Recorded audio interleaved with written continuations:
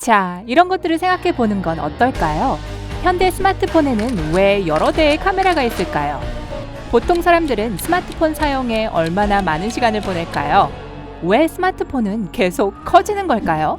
질문이 너무 많죠? 그리고 그만큼 대답들도 많답니다. 현대 스마트폰의 상당수에 후면 카메라가 여러 대 내장된 이유는 장면의 3D 모델을 만드는 데 도움이 되기 때문입니다. 여러 카메라의 이미지가 섞여 선명한 고품질의 사진을 만들어냅니다. 게다가 카메라 하나로는 줌, 초상화 모드 등 기타 필요한 모든 기능을 결합할 수 없습니다. 오, 기타는 실제 설정이 아닌가요? 그런데 최초의 카메라폰은 1999년 일본에서 등장했죠. 이 폰의 전면 카메라는 0.11메가픽셀의 해상도를 가지고 있었습니다. 이 장치는 최대 20개의 JPEG 이미지를 저장할 수 있었고 심지어 사진을 전자메일로 보낼 수도 있었어요. 2017년에는 85%의 사람들이 스마트폰을 이용해서 사진을 찍었습니다. 10%가 조금 넘는 정도가 디지털 카메라를 사용했고 태블릿은 5%에 불과했습니다. 고해상도 카메라를 장착한 스마트폰이 사진 찍기 붐을 일으켰습니다. 2013년 동안 전 세계 사람들은 6,600억 장의 디지털 사진을 찍었습니다. 4년 후 이 숫자는 이미 1조 2천억 장을 넘어섰어요. 스마트폰 카메라를 이용해서 옛날 네거티브 필름을 스캔해서 디지털화할 수 있어요. 카메라 앱에서 네거티브 효과 옵션을 선택하고 필름의 사진을 찍으세요.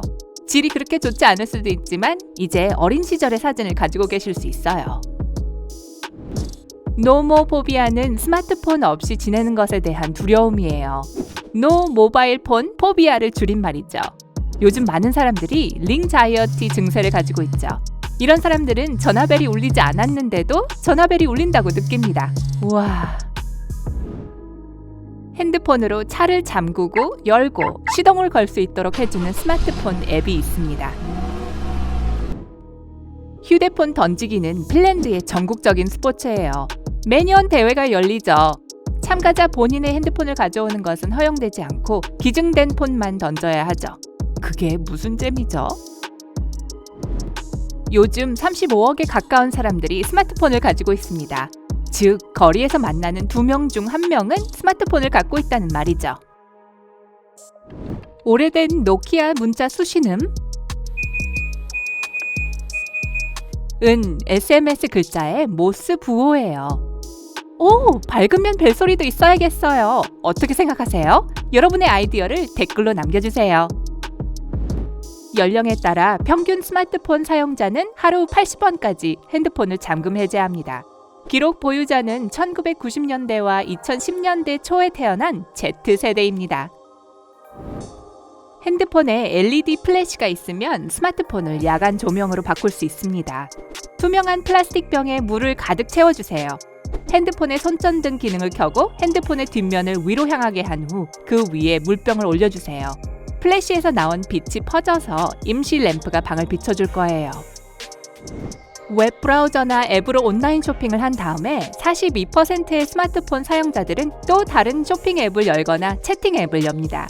그 말은 사람들이 계속해서 쇼핑을 하거나 친구들에게 자신이 산 것을 얘기한다는 의미죠. 스마트폰이 점점 커지는 이유는 사람들이 그걸 필요로 하기 때문입니다. 많은 사용자들이 노트북이나 태블릿보다 다루기 쉬운 휴대전화를 선호합니다. 그리고 대형 화면은 비디오를 보거나 인터넷을 검색하거나 게임을 하고 싶을 때 언제고 매우 편리하죠. 대부분의 핸드폰 사용자는 하루 최대 3시간을 핸드폰을 사용하는 데 씁니다. 이건 2012년보다 1시간 더 많은 거예요. 그리고 평균 세계 수명은 72세이니까 한 사람이 평생 동안 스마트폰을 사용하는 시간은 6년 8개월이 되는 거네요. 먹고 마시는 데 소요하는 것보다 2배나 더 많은 시간입니다. 안드로이드 구글 지도에는 항상 선택한 주소, 예를 들어 집으로 안내하는 아이콘 위젯 1개가 있습니다. 어느 곳에서든 필요한 목적지로 데려다 주도록 홈스크린에 바로가기를 만들 수 있습니다. 그냥 탭만 하면 됩니다. 가까운 미래에는 아마도 모듈식 스마트폰을 사용하게 될 거예요. 독립적으로 업그레이드 할 수 있는 부품으로 이루어진 장치가 될 거예요. 기본 부품은 강력한 카메라 또는 배터리와 같은 추가 모듈을 부착할 수 있는 메인보드가 될 거예요. 이렇게 되면 핸드폰 수리비가 훨씬 낮아지게 될 겁니다. 첫 번째 스마트폰엔 사이몬이라는 이름이 붙었죠. 터치스크린, 키보드, 게임, 주소록, 달력, 세계시계 및 계산기 앱이 있었고요. 이메일과 팩스를 보낼 수도 있었어요. 가격은 대략 120만 원이 넘었죠. 사이먼은 이렇게 얘기했어요. 나를 사줘요. 할부도 가능해요. 현대 스마트폰은 상당한 첨단 기술과 기능을 탑재하고 있습니다. 하지만 이 강력한 장치가 가장 많이 쓰이는 용도는 여전히 시간을 확인하는 거죠. 블루투스는 북유럽 왕 하랄드 블루투스 블라탄드의 이름을 따서 명명되었습니다.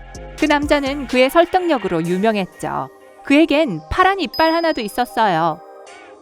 만약 그 왕의 채취가 나빴다면 어떻게 됐을까 궁금한데요? 그리고 내 스마트폰은 고약하게 호환이 잘 됩니다. 우와, 그건 똑같이 대입해서 말하기엔 어려운 부분이네요. 안드로이드 폰에는 같은 앱의 복사본을 여러 개 만들 수 있는 앱 클로너라는 메뉴 옵션이 있습니다. 이 기능을 사용하면 동일한 장치에서 여러 계정을 동시에 실행할 수 있죠. 또 한 응용 프로그램의 다른 버전들을 유지할 수도 있고요. 스마트폰은 시간이 지난다고 속도가 느려지지 않습니다. 비록 그렇게 보이지만요. 빠르게 변화하는 기술로 개발자는 앱에 많은 새로운 기능을 추가합니다.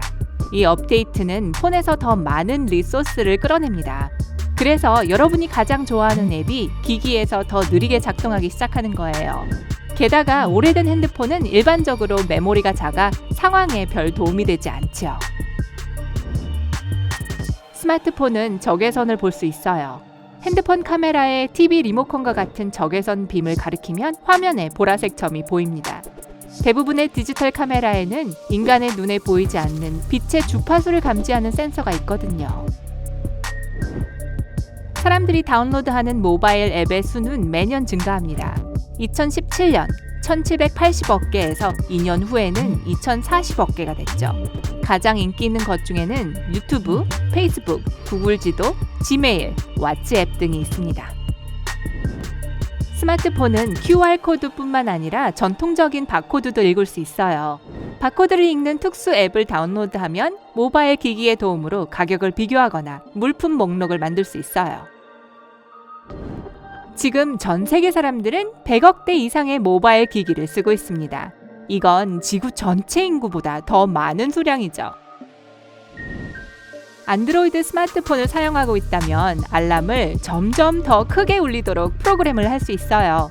기본 알람 페이지에서 수직으로 나열된 3개의 점을 찾아 볼륨 점점 크게 옵션을 선택합니다. 하지만 왜 그러고 싶으세요? 평균적인 스마트폰 사용자의 핸드폰에는 60개에서 90개 정도의 앱이 있는데요. 이 가운데 절반 정도만 정기적으로 이용됩니다. 일부 안드로이드 스마트폰은 앱을 나란히 열거나 심지어 위아래로 열 수 있습니다. 화면 왼쪽 하단에 있는 사각형 아이콘인 개요 버튼을 탭하세요. 거기에서 최근 사용한 앱 중 하나를 선택합니다. 필요한 앱 하나를 화면 왼쪽 또는 상단으로 드래그하세요.